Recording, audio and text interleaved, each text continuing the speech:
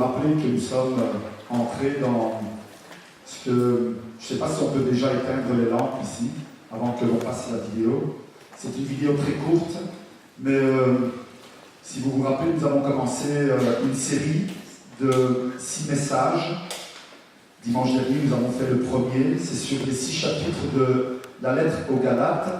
Et dans chaque chapitre, nous prenons un verset, et ce verset, nous le méditons ensemble. Dimanche dernier, nous avons médité un verset ensemble, que nous allons revoir. Et puis, nous allons voir le deuxième verset que le Seigneur va nous permettre de méditer ensemble encore ce matin. Amen.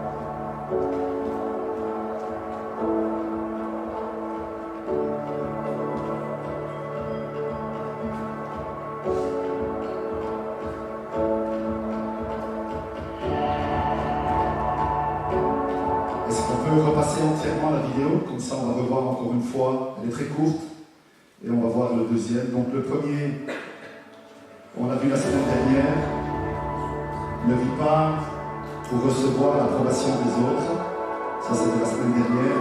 Aujourd'hui, nous verrons que ton passé ne te définit pas. On va continuer, ça c'est ce que nous verrons aujourd'hui. La prochaine fois, nous verrons que notre valeur est en Christ et pas dans notre travail ou dans notre niveau d'études. Ensuite, que nous sommes des enfants de Dieu. Et puis, nous verrons ensemble de laisser l'Esprit Saint nous conduire plutôt que nos émotions. Et enfin, ne nous lassons pas de faire le bien. Avec le temps, nous récolterons ce que nous avons semé. Ce sont tous des versets que nous trouvons dans la lettre aux Galates, que je vous invite vraiment à lire entièrement. Je ne sais pas combien d'entre vous avez pu lire le chapitre 1 de la lettre aux Galates. J'espère que vous l'avez fait. En tout cas, si vous l'avez fait, vous vous êtes rendu compte avec un peu plus d'approfondissement ce que nous avons dit et vu ensemble la semaine dernière et qui nous parlait justement de ne pas être conforme à ce siècle, mais de plaire à Dieu et non pas aux hommes. Et nous avons vu la semaine dernière combien c'est compliqué dans notre époque, dans notre siècle d'aujourd'hui, de vraiment vivre à contre-courant et de marcher dans la volonté de Dieu pour plaire à Dieu et pas aux hommes. Nous avons vu cela dans bien des domaines très précis. Je ne veux pas revenir sur la prédication de dimanche dernier, mais je voudrais juste reprendre les points principaux qui étaient le chrétien et la Bible. Si vous vous rappelez, aujourd'hui, beaucoup de personnes ne donnent plus de valeur à la parole de Dieu, disent que la Bible ne contient pas la parole de Dieu. En tout cas, elle n'est pas la parole de Dieu, mais contient une partie de la parole de Dieu. Et dans la Bible, il y a beaucoup de fables, beaucoup d'histoires, et donc beaucoup de personnes ne donnent plus la valeur que la Bible a. Et nous avons vu combien c'est important d'utiliser la parole de Dieu parce que c'est vraiment celle qui nous permet de marcher dans le plan, dans la volonté de Dieu pour notre vie et de comprendre ce qu'est la grâce de Dieu et aussi de nous préparer pour l'éternité. Nous avons vu aussi le chrétien et le péché. Nous avons vu combien aujourd'hui le péché est banalisé, est devenu quelque chose de tout à fait normal. Ce qui était considéré dans le passé comme le péché aujourd'hui est tout à fait logique, tout à fait naturel. Et donc, nous avons vu combien c'est compliqué aujourd'hui de dire non, moi je dis non au péché, je dis non à ces choses, parce que je ne veux pas plaire aux hommes, je veux plaire à Dieu. Nous avons vu aussi, comme troisième point, le chrétien et la sexualité. Et nous avons vu combien c'est compliqué aujourd'hui d'avoir une vie saine, de pouvoir vivre conformément à la parole de Dieu pour pouvoir être vraiment selon les principes que la parole de Dieu nous enseigne. Être des chrétiens qui ne font pas ce qu'ils veulent de leur sexualité, mais qui font ce que la parole de Dieu nous demande de faire. Et la Bible parle aussi de ces choses-là. Et donc, nous l'avons vu la semaine dernière, que nous ne voulons pas ressembler et être selon les critères de ce siècle où aujourd'hui tout est permis. On peut faire tout ce qu'on veut. Et nous avons vu que la Bible ne nous dit pas cela. Et pourquoi? Mais parce que nous voulons plaire à Dieu et pas aux hommes. Enfin, nous avons vu le chrétien et la pudeur. Combien aujourd'hui c'est compliqué dans le monde où nous vivons de vivre d'une manière pudique. Aujourd'hui, il semble que tout attirer le regard des autres, c'est ce que tout le monde recherche aujourd'hui.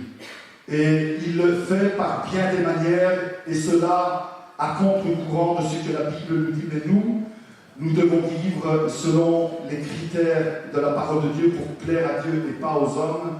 Et aujourd'hui, c'est pas démodé d'être pudique, c'est biblique. Je peux entendre ma mère? S'il y a bien des problèmes aussi dans les églises, c'est aussi dans tous ces domaines-là que je viens de vous expliquer. Et enfin, nous avons vu les chrétiens et le mariage. L'importance du mariage dans le milieu chrétien. Et je dois dire que je vois depuis quelques années maintenant, 2 ans, 3 ans, je vois des couples venir à Dieu avec peut-être un passé chaotique, qui ont vécu des moments compliqués, difficiles. Ils sont passés par des séparations, des divorces, des blessures terribles, mais en venant à Christ, ils sont restaurés par Jésus-Christ. Et non seulement ils sont restaurés, mais ils mettent en ordre leur vie et ils demandent le mariage. Et je suis heureux de voir cela. C'est vrai que le péché est venu pour détruire, voler, tuer, nous dit la parole de Dieu. Dans l'évangile de Jean, chapitre 10, verset 10, nous dit que le voleur vient pour voler. Il vient pour détruire les couples, voler le bonheur, voler la paix, voler la joie. Il vient pour semer la mort. Mais lorsque nous venons à Jésus-Christ, nous réalisons une véritable restauration. Nous réalisons la grâce de Dieu et nous pouvons voir, et nous en avons dans notre Église aussi, des couples qui, après avoir passé des moments difficiles, sont restaurés, demandent le mariage, mettent en ordre leur vie et font les choses selon les règles de la parole de Dieu. Oui, en tant que chrétien aujourd'hui, se marier, c'est pas démodé, c'est pas des choses à l'ancienne, c'est pas des choses que les arriérés ou ceux qui ne comprennent pas l'erreur qu'ils sont en train de faire, de se marier. Hein, il y a une belle expression, tu t'es mis la corde au cou, hein, quand on se marie, oh là là, les fiançailles, comment je veux dire, ah oui, les fiançailles nous rendent aveugles, mais le mariage nous rend la vue, comme si, oh, quel drame que tu es en train de faire. Moi, je remercie Dieu. Stella, ça fait combien d'années qu'on est mariés? 27 ans. 27 ans que nous sommes mariés. 2 ans fiancés avant. Ça fait 29 ans que nous sommes ensemble. Et je suis heureux parce que Stella a été ma première conquête. Amen.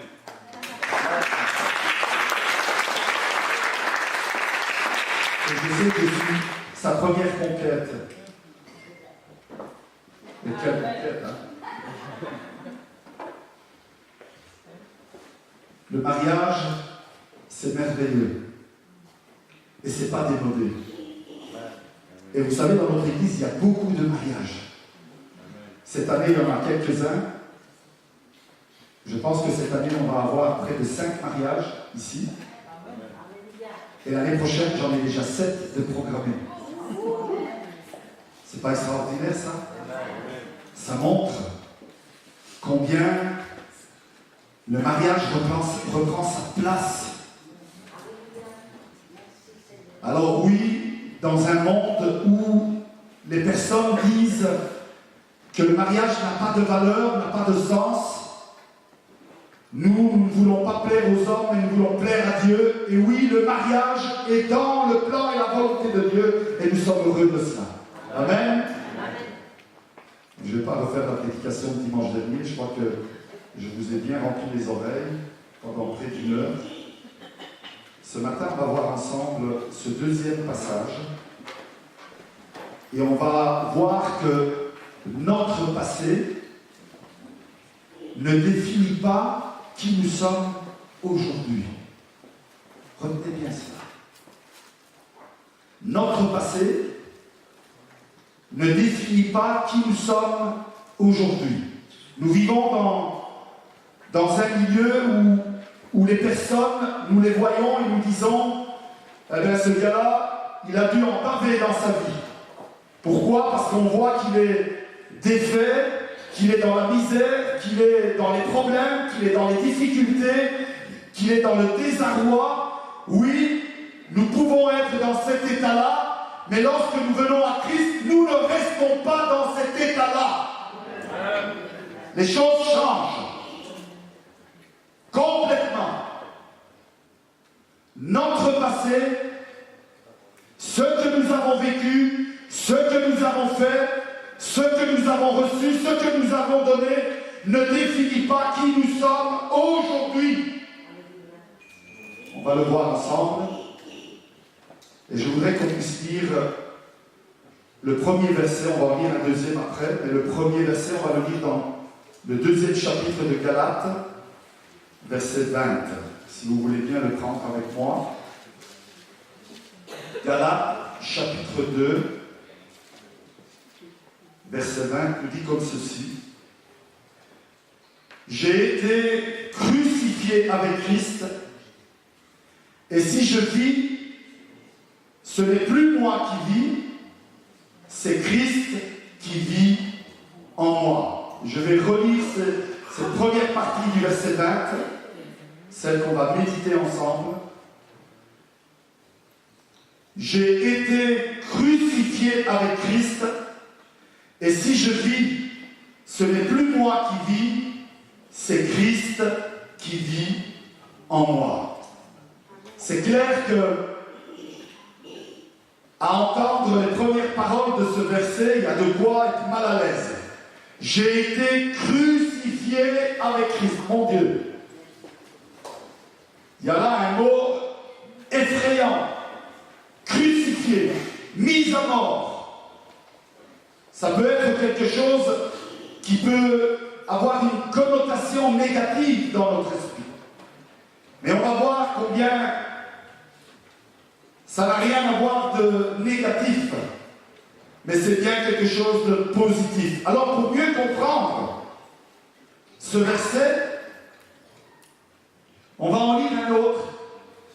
Et on va, je ne sais pas si ça se dit ce terme, le séquencer. On va faire 3 parties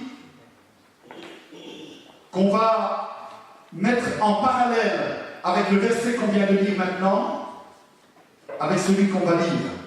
Alors on va lire un autre verset dans 2 Corinthiens chapitre 5, verset 17. 2 Corinthiens chapitre 5, verset 17, qui dit comme ceci.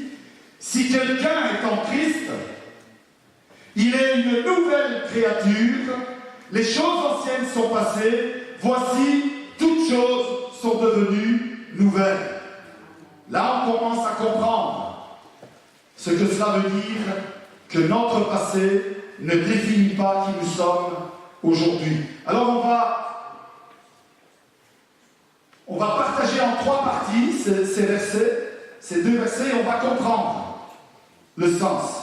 D'abord, dans Galates 2:20, nous avons lu « J'ai été crucifié avec Christ ». Ici, dans Corinthiens, on dit « Si quelqu'un est en Christ ». Être crucifié avec Christ, c'est devenir un avec Christ. C'est ça que ça veut dire. Nous devenons un en Christ. Deuxièmement, Galates verset 20, 2, verset 20. Et si je vis, ce n'est plus moi qui vis. Corinthiens 5, 17. Si quelqu'un est en Christ, il est une nouvelle créature. Si je vis, je suis une nouvelle créature. Ce n'est plus moi qui vis. Les choses anciennes sont passées.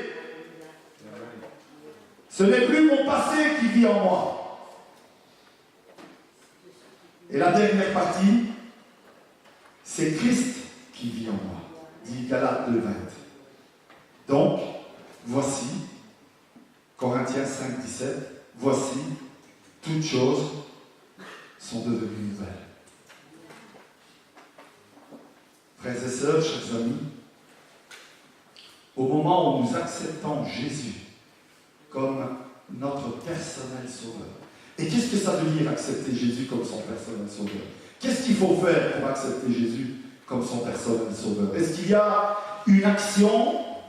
Est-ce qu'il y a un endroit où il faut aller? Est-ce qu'il y a une œuvre à accomplir pour accepter Jésus-Christ? Non. Il suffit simplement de confesser, de croire, de dire « Je crois en Jésus-Christ ». Je crois que Jésus est le Fils de Dieu. Je crois que Jésus est venu sur terre. Je crois que Jésus est mort à la croix pour mes péchés. Je crois qu'en confessant mes péchés à Dieu, il me pardonne. Et je crois qu'à travers Jésus, je suis une nouvelle créature. Quand je crois ces choses, alors, oui, j'ai accepté Jésus. Ma confession fait de moi un enfant de Dieu. Quelqu'un pourrait dire, mais c'est tellement simple. Ben oui, pourquoi? Tu crois qu'il fallait monter sur le mont Everest ou sur l'Himalaya?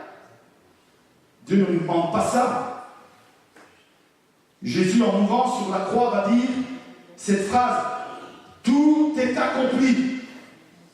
C'est lui qui a tout accompli à la croix. Nous, il nous suffit de croire à ce que lui a accompli. Dès l'instant où nous croyons et nous confessons avec notre bouche, et permettez-moi de vous dire quelque chose. Mieux vaut le faire maintenant. Maintenant où nous sommes libres de le faire, par notre pensée, par notre volonté. Parce que dans le livre de l'Apocalypse, il est écrit qu'un jour, tout genou se pliera devant l'Éternel. Qu'il le veuille ou pas, un jour, tout genou devra se plier devant l'Éternel. Et écoutez la suite. Toute langue devra confesser que Jésus-Christ est Seigneur.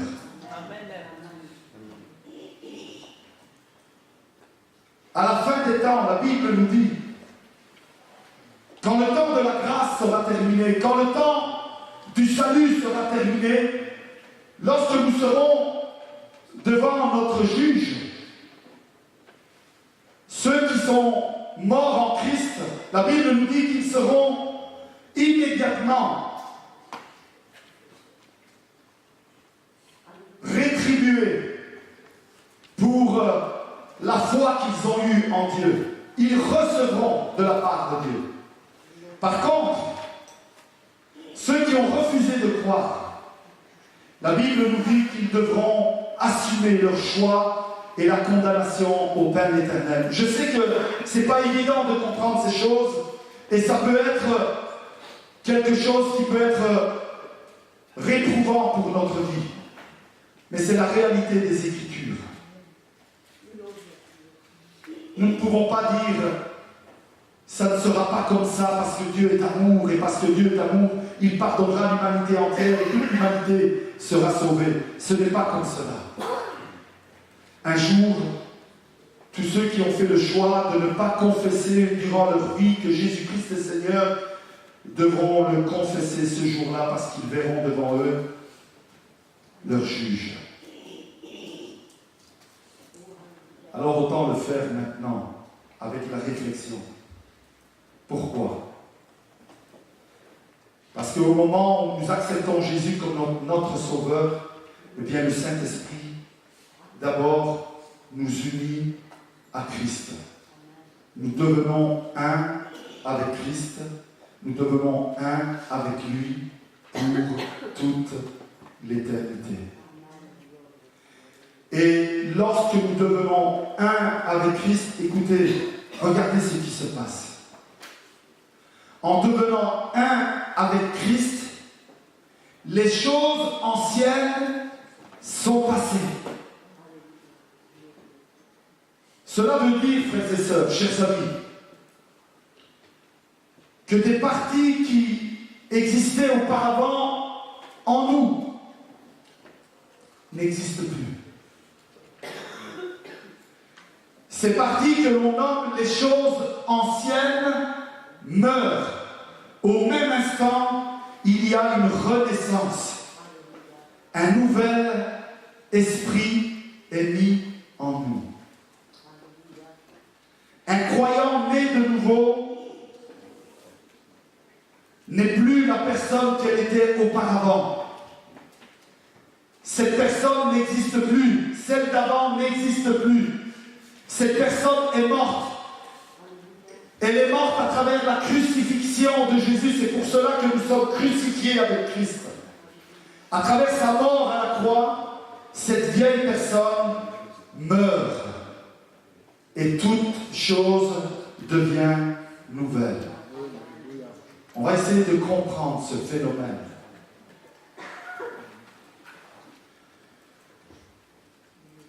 Il y a quelques semaines d'ici, nous avons eu la joie de voir la naissance d'Eunice Joya, la petite fille de Karine et Douglas.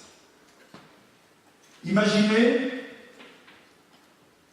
que quelqu'un viendrait et demanderait par rapport à Eunice Joya, quel est ton passé? Quelle est l'histoire de ton passé? Il est certain que Douglas et Karine vont dire, mais elle n'a pas de passé. Elle vient de naître.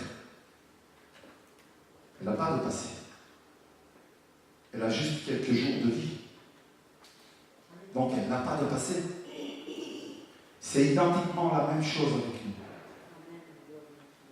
Au moment où nous devenons un avec Christ, au moment où nous confessons notre foi en Dieu, nous devenons un avec Christ et automatiquement les choses anciennes disparaissent. Dieu fait mourir en nous le vieil homme, le vieil être et met en nous un nouvel esprit. Le vieil esprit meurt et met en nous un nouvel esprit. Et quand le diable vient et demande des comptes, et tu sais, toi tu es celui qui a fait ça, toi, tu es celui qui a commis cela. Toi, tu es celui qui a fait bien des erreurs dans ta vie. Alors maintenant, tu dois en avoir honte. Maintenant, tu dois te cacher pour toutes ces choses. Nous avons le droit de le regarder et de lui dire, quel passé? Quel passé? Je suis une nouvelle créature. Christ, qui est celui qui nous défend, qui est notre avocat, va devant le diable et lui dit, mais ne vois-tu pas qu'il y a là une personne en qui j'ai mis un nouvel esprit? Vous savez, naître de nouveau, c'est pas avoir un nouveau corps. Vous vous rappelez de Nicodème? Lorsque Nicodème va aller rencontrer Jésus, la Bible nous dit de nuit, en tout cas, il faisait déjà sombre, il faisait déjà nuit, nous dit la Bible. Il était peut-être 20h ou 21h, pas nécessairement durant la nuit, mais en tout cas, il faisait sombre. Et lorsque Nicodème va aller trouver Jésus, il va lui dire ces paroles. Si tu veux être sauvé, il faut que tu naisses de nouveau. Et Nicodème ne va pas comprendre, il va dire, mais est-il possible qu'un homme de mon âge puisse retourner dans le sein de sa mère et revenir au monde, naître de nouveau, c'est impossible. Ils pensaient que naître de nouveau, c'était avoir un nouveau corps. Ce n'est pas ça, naître de nouveau. Naître de nouveau, ce n'est pas non plus avoir une nouvelle âme. Ce n'est pas Dieu qui prend notre âme, qui l'enlève et qui en met une nouvelle. L'âme que nous avons reçue au moment que nous avons été conçus dans le sein de notre mère, eh bien, cette âme reste pour l'éternité. Donc, naître de nouveau, ce n'est pas un nouveau corps, ce n'est pas une nouvelle âme. Naître de nouveau, c'est un nouvel esprit. C'est ça, naître de nouveau. Au moment où je vais naître de nouveau, le Saint-Esprit fait naître en moi, vient mettre en moi un nouvel esprit. Une nouvelle manière de penser, une nouvelle manière de réfléchir, une nouvelle manière d'avancer, de diriger les choses. Tout devient nouveau.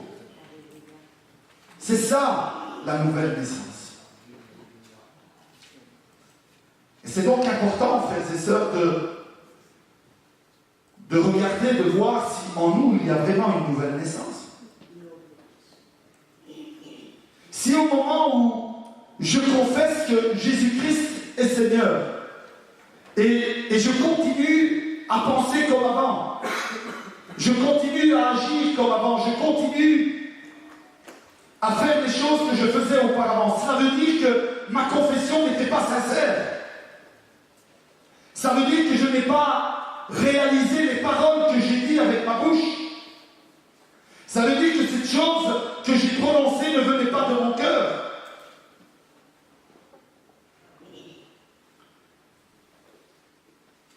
La nouvelle naissance, c'est recevoir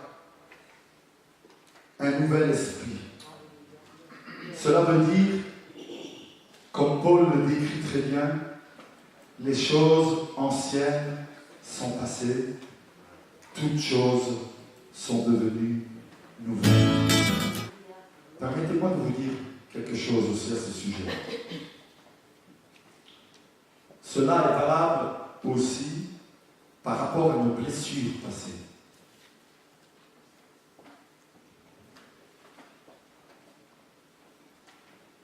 Il y en a qui,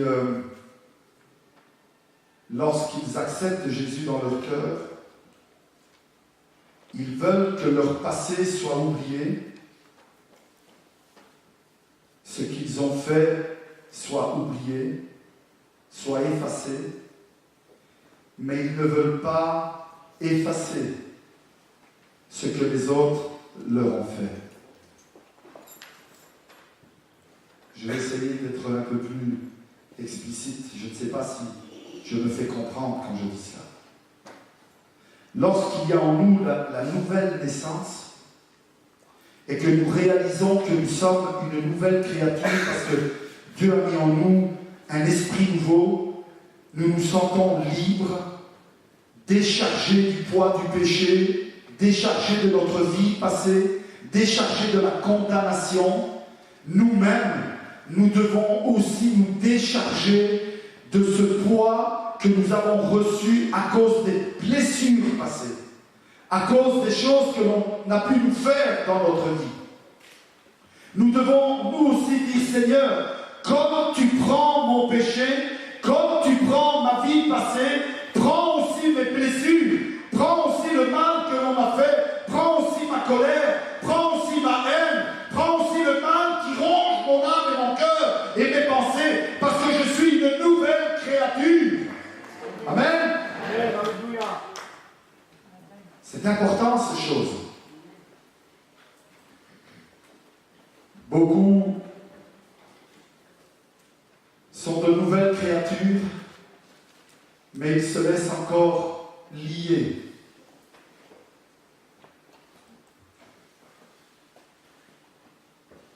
Et ces choses continuent à agir,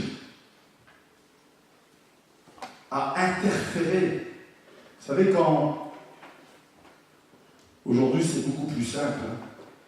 Bien souvent, quand on achète une radio, il y a des chaînes de radio déjà préenregistrées.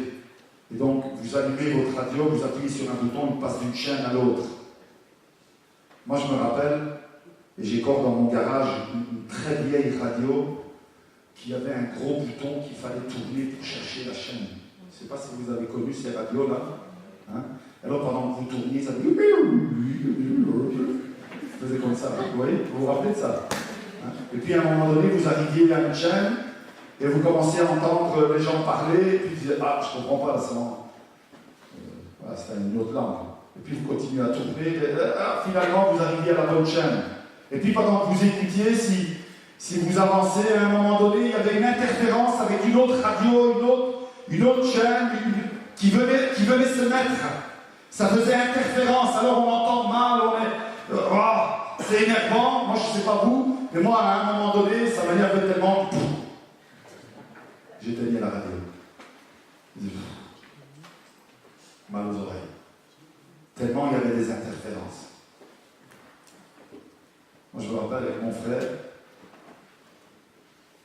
j'étais enfant, on avait cette petite radio-là, et le soir, on écoutait les routiers sont sympas de Max. Comment? Max Mehdi. Vous vous rappelez? Les jeunes me disent, c'est quoi ça, les routiers sont sympas? C'est pas grave, c'est de mon époque. Et donc, j'aimais écouter ça. Et puis, à un moment donné, avec mon frère, on écoutait ces chansons, et puis, à un moment donné, il y avait ces interférences, et ça devenait tellement impossible à écouter qu'on était né. Beaucoup de personnes dans leur vie spirituelle sont comme ça. Ils sont une nouvelle créature, ils ont un nouvel esprit, mais il y a des choses qu'ils ne veulent pas que Dieu enlève. Ils ne veulent pas que Dieu enlève peut-être un vice, une habitude, une manière de réfléchir, une manière d'agir. Ne veulent pas qu'il enlève une blessure qu'on a reçue de la colère vis-à-vis d'une personne. Je ne vais pas parler de haine, mais de la colère vis-à-vis d'une personne. On ne veut pas qu'il enlève. Ça, c'est notre jardin à nous, c'est notre secret à nous. Ça nous appartient, on ne veut pas que Dieu l'enlève. Toutes ces choses, à un moment donné, viennent faire une interférence dans notre vie spirituelle. Nous empêchent d'avoir cette communion avec Dieu, nous empêchent d'entendre Dieu nous parler, nous empêchent de recevoir ce que Dieu veut nous apporter, veut nous donner, parce que ça vient faire interférence dans notre vie. Je crois que vous me comprenez quand je dis ça. Hein?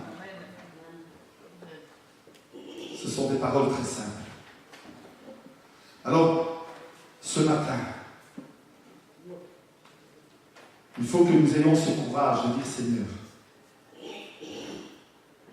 je désire vraiment être une nouvelle créature. Je désire vraiment que tu viennes transformer entièrement mon être. L'être, c'est l'esprit. Renouvelle mes pensées. Renouvelle ma manière de parler, d'agir. Je suis toujours impressionné quand certains, je vais m'arrêter aux Italiens, je ne sais pas les autres si c'est comme ça aussi dans les autres nationalités, mais chez les Italiens, beaucoup ont une façon de parler sale. Sur 10 mots, il doit y avoir un mot sale. Sur 2 phrases, il doit y en avoir une qui a des mauvaises connotations. Un langage sale. Et beaucoup viennent à l'évangile, mais ils maintiennent ça. Ça fait partie de leur culture. Waouh! Et alors, quand ils parlent, ils sont... Je ne vais pas dire les mots, parce que ça ne se dit pas. C'est sale. Mais chaque fois qu'ils prononcent une phrase, bing, ça tombe, là, en plein milieu. Là. C'est normal. Si je suis un être né de nouveau, c'est pas normal.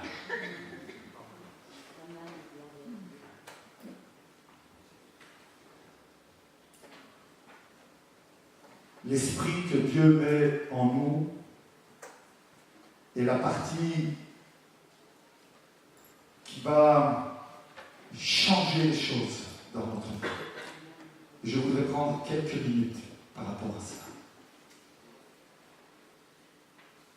Pourquoi nous voyons des chrétiens qui, lorsqu'ils acceptent, des personnes que lorsqu'ils deviennent chrétiennes, qu'ils acceptent Jésus-Christ, tout change dans leur couple, tout change dans leur vie, tout change dans leur vie sociale, familiale, tout change dans leurs finances. Pourquoi? Pourquoi, peu à peu, toutes ces choses changent, une à la fois, une derrière l'autre? Pourquoi? Parce que tout simplement, ils permettent à ce nouvel esprit, cet esprit qui est un avec le Père, de diriger leur corps, de diriger leurs pensées, de diriger leur intelligence, de diriger leurs affaires, de diriger leurs paroles, de diriger leurs actions. Cet esprit nouveau que Christ met en nous au moment où nous devenons un avec lui, fait que je ne fais plus les choses d'avant. Je vais vous donner un exemple. J'essaye d'être terre à terre. Quand je suis célibataire, j'ai des habitudes. Mais quand je suis marié, je ne peux plus garder les mêmes habitudes que quand je suis célibataire. Est-ce que je peux entendre un amen ici? Amen. Je demandais l'amen de ceux qui sont mariés, pas les célibataires. Tous ceux qui êtes mariés, est-ce qu'on peut dire amen? Amen. Je ne peux pas. Je prends un exemple. Moi, j'avais pour habitude que lorsque j'étais chez ma mère, j'aimais ma maman, mais j'allais pas rester tout le temps avec ma mère. Et donc j'allais voir mes amis, j'allais voir les personnes, je sortais, je prenais ma voiture, j'allais faire un tour. Si j'avais envie d'acheter quelque chose, je l'achetais. Si je voulais faire quelque chose, je le faisais. J'étais libre, j'étais seul, j'étais chez ma mère tranquille. Le jour que je suis marié, vous vous rendez compte si je continue la même chose? J'ai ma femme à la maison, les enfants, mais moi je sors. J'ai ma femme et les enfants à la maison, mais moi je vais où j'ai envie. Je passe ma journée comme je veux, avec qui je veux. Et madame et les enfants sont à la maison. Et puis quand je rentre, oh, c'est quoi tout ce bruit là? Tu sais pas les budgets. Vous imaginez ça? Vous imaginez que j'ai ma femme et les enfants à la maison, moi je sors, je vois quelque chose, je l'achète. De toute façon, c'est pour moi. Et puis si à la fin du mois il n'y a plus d'argent, tant pis pour eux. Moi j'ai ce que je voulais acheter. Vous comprenez? C'est possible ça? Est-ce que c'est possible ça? Quand on est marié, on est devenu un avec la personne qu'on aime. Et donc on passe du temps avec cette personne. Les projets, on les fait ensemble. Si on doit aller quelque part, on y va ensemble. Amen.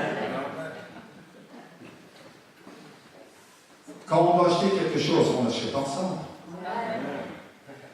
De moins en moins, des amis. Parce qu'on a décidé de vivre ensemble. Je ne me comporte plus en tant que marié comme un être célibataire. Quand je suis un avec Christ, je suis un avec lui. Comme lui apporte des choses dans ma vie, me conseille, me dirige, en tout cas a le désir, me parle. Si j'accomplis ces choses, je vais voir un changement. Ma manière de parler va être différente. Mon visage va changer. Vous savez, il y a des personnes que lorsqu'ils ont accepté Jésus, sont passés d'un visage triste à un visage souriant. Des personnes, qui portaient sur eux le poids de leur passé, au moment où ils acceptent Jésus-Christ, ils sont libérés par ces choses et ils émanent un bien-être. Vous avez envie d'être avec eux, vous avez envie de passer du temps avec eux, parce que ces personnes émanent quelque chose de bon, de bien, d'agréable.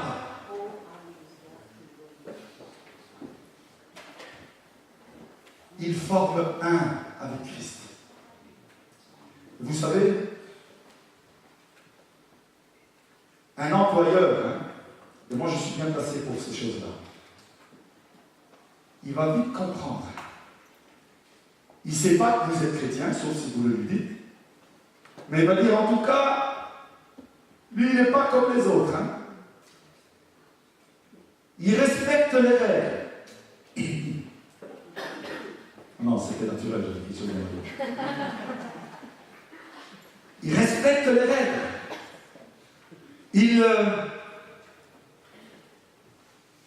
Il fait le travail qu'on lui demande. Il est agréable sur son poste de travail. Il est en amitié avec tout le monde. Et c'est une personne qui est capable des responsabilités qu'on lui donne. Et donc, je vais lui donner un peu plus de responsabilités. C'est pas parce qu'il frotte la manche du patron, C'est parce qu'il émane quelque chose. Ça se fait naturellement. Lorsque vous allez vous présenter pour un emploi, il y a une différence entre une personne qui le fait avec Christ dans son cœur. Vous allez dire, même pour ça, oui, même pour ça. Parce qu'on y va avec la confiance que Dieu met dans notre cœur. On y va non pas avec nos capacités, mais avec les capacités que Dieu met en nous. Et la confiance que lui a en nous. Alors oui, lorsque nous devenons une nouvelle créature, oui, notre vie de couple change. Notre propre vie, bien sûr, va changer, mais notre vie de couple change. Notre vie sociale change. Notre vie de famille change. Nos finances changent. Parce que on met chaque chose à sa place et à sa juste place. Dieu est celui qui prend le contrôle de toutes ces choses. L'esprit est la partie qui va guider notre vie sur terre et qui va faire la différence entre quelqu'un qui est né de nouveau et quelqu'un qui ne l'est pas. La Bible dit que Dieu ne permettra jamais à un de ses enfants de mendier le pain qu'il doit manger. Dieu pourvoira. Il mettra dans le cœur des personnes qui sont autour le désir d'aider. Ça ne veut pas dire qu'on ne sera jamais dans le besoin,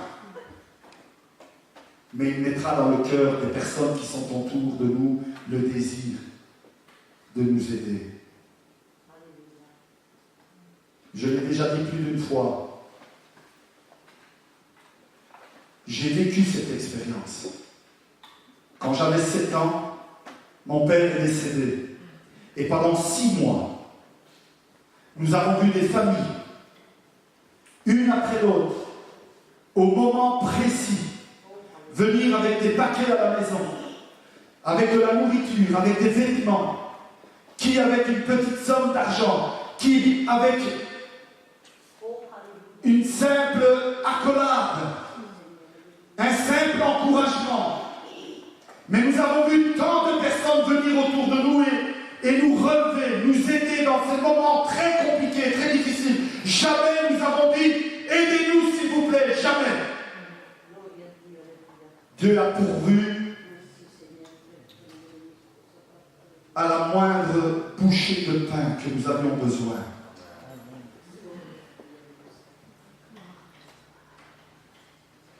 Parce que nous avions une maman qui, malgré la détresse, malgré la souffrance, avait mis sa confiance en Dieu. Nous étions tous enfants. Nous le faisions de notre côté, mais ce n'était pas simple. Mais notre maman l'avait fait. un cœur né de nouveau reçoit un esprit nouveau. Et cet esprit qui est un avec Christ va changer complètement notre vie. Et vous savez, ça c'est une autre chose que je voudrais vous dire. Vous le savez certainement, ou fort probablement. David le psalmiste va dire dans le psaume 31 et 52 que lorsqu'il était dans le péché, il va dire cette phrase terrible. Mes os se consumaient de l'intérieur. En d'autres mots, il était dans la souffrance morale, mais cette souffrance morale provoquait une souffrance physique en lui. Quand Christ vient dans notre vie et nous devenons un avec lui, nous devenons une nouvelle créature et son œuvre à travers notre esprit nouveau qu'il met en nous va nous aider dans notre vie de couple, dans notre vie de famille, dans notre vie sociale, dans notre vie financière, mais il va aussi nous aider dans notre santé. Les choses changent dans notre vie parce que le péché disparaît et effacé. Alors oui, ça vaut la peine. Ça vaut la peine de naître de nouveau. Ça vaut la peine d'avoir un esprit nouveau. Parce que Dieu fait des choses merveilleuses. Et cet esprit qu'il a mis en nous, c'est celui qui nous accompagnera pour l'éternité. Éternellement. Nous aurons cet esprit en nous. Ça, c'est la grâce. Alors oui, voilà pourquoi, frères et sœurs, notre passé ne définit pas qui nous sommes maintenant. Moi, j'ai rencontré parfois des personnes qui m'ont dit « Alors, qu'est-ce que tu deviens ?» Et moi, je leur dis « Je suis marié. » Je commence toujours par ça. Je suis marié, j'ai 2 enfants. Ça se passe très bien. J'ai une vie tout à fait agréable. Je suis chrétien et je suis pasteur. Et ces personnes me disent, toi, pasteur? Tout le temps. Je ne sais pas pourquoi. Ils me disent, toi, pasteur? Mon passé ne définit pas qui je suis aujourd'hui. Parce que nous sommes une nouvelle créature en Christ. Alors, les choses anciennes sont passées. Voici, toutes choses sont devenues nouvelles. Notre vieil homme a été crucifié avec Christ. Et ce que je vis aujourd'hui, je le vis avec Christ. Parce que ce n'est plus moi qui vis, mais c'est Christ qui vit. Amen.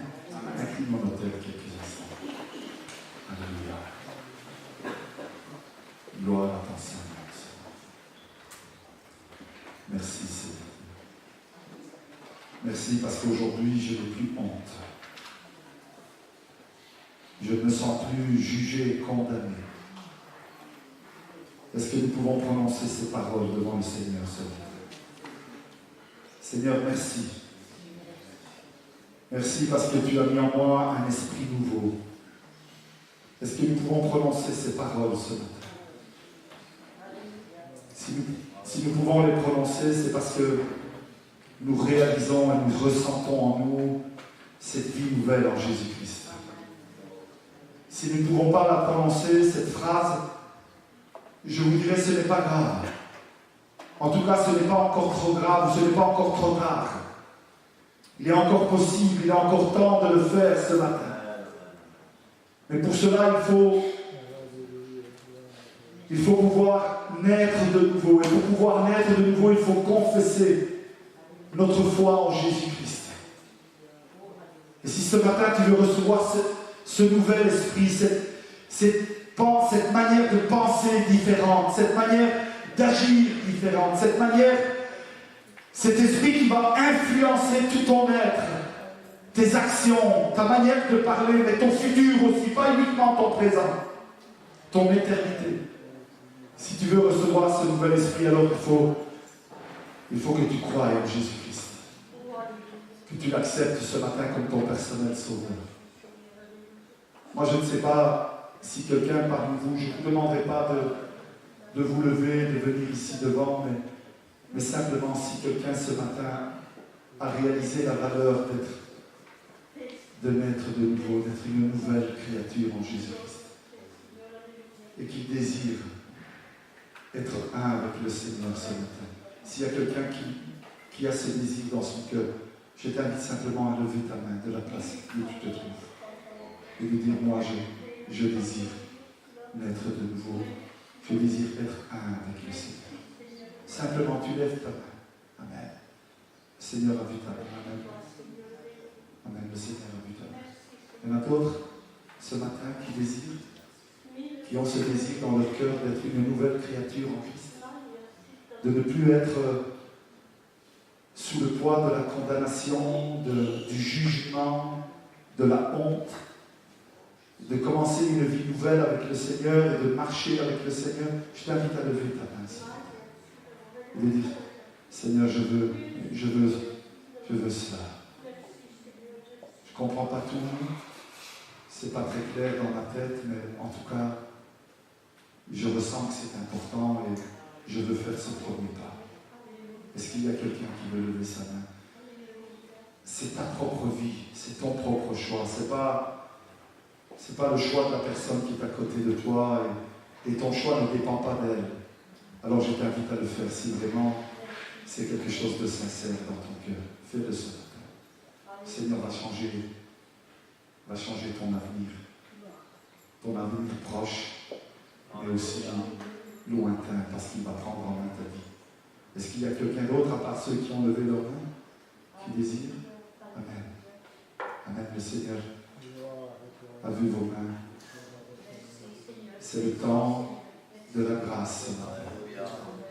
C'est le temps du pardon, de la réconciliation. C'est le temps du renouveau.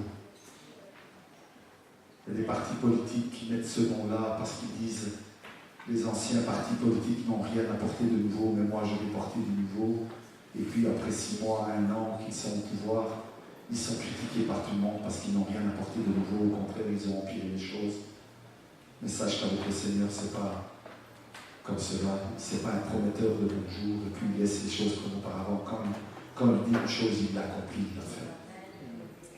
Et ta main qui s'est levée ce matin, c'est la main de Dieu qui s'accroche à la tienne. Et tu deviens un avec le Seigneur. Je voudrais vous inviter à vous lever maintenant, on va prier ensemble.